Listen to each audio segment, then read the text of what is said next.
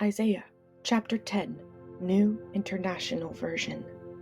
Woe to those who make unjust laws, to those who issue oppressive decrees, to deprive the poor of their rights, and withhold justice from the oppressed of my people, making widows their prey and robbing the fatherless.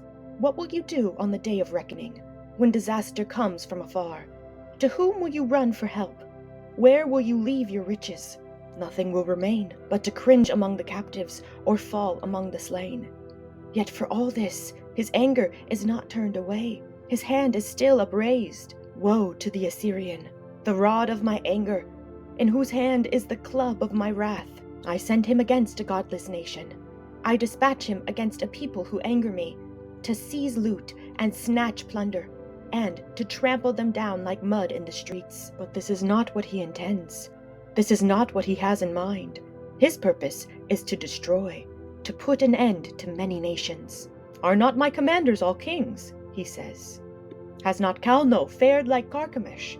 Is not Hamath like Arpad, and Samaria like Damascus?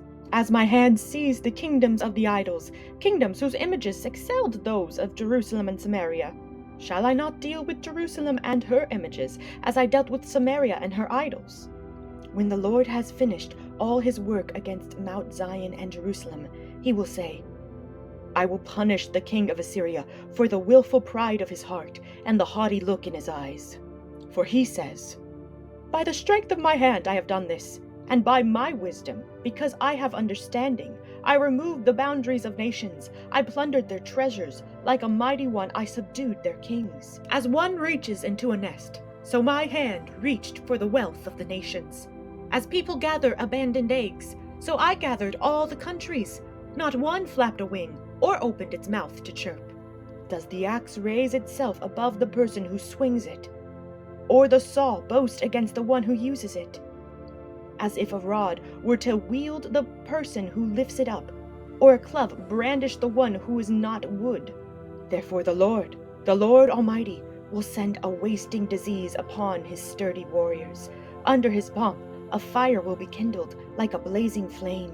The light of Israel will become a fire, their Holy One a flame.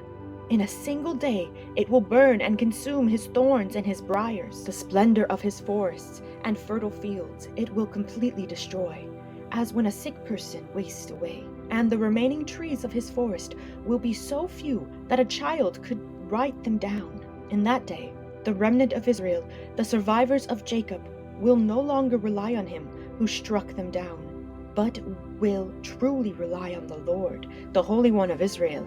A remnant will return. A remnant of Jacob will return to the mighty God. Though your people be like the sand by the sea, Israel, only a remnant will return. Destruction has been decreed, overwhelming and righteous. The Lord Almighty, will carry out the destruction decreed upon the whole land. Therefore, this is what the Lord Almighty says. My people who live in Zion, do not be afraid of the Assyrians, who beat you with a rod and lift up a club against you, as Egypt did. Very soon, my anger against you will end, and my wrath will be directed to their destruction. The Lord Almighty will lash them with a whip, as when he struck down Midian at the rock of Oreb, and he will raise his staff over the waters as he did in Egypt. In that day, their burden will be lifted from your shoulders, their yoke from your neck. The yoke will be broken because you have grown so fat. They enter Ayath, they pass through Migron, they store supplies at Michmash. They go over the pass and say, we will camp overnight at Geba. Ramah trembles, Gibeah of Saul flees. Cry out, daughter Galim. Listen, Laisha. Poor Anathoth. Madema is in flight. The people of Gebim take cover. This day they will halt at Nob. They will shake their fist at the mount of daughter Zion, at the hill of Jerusalem.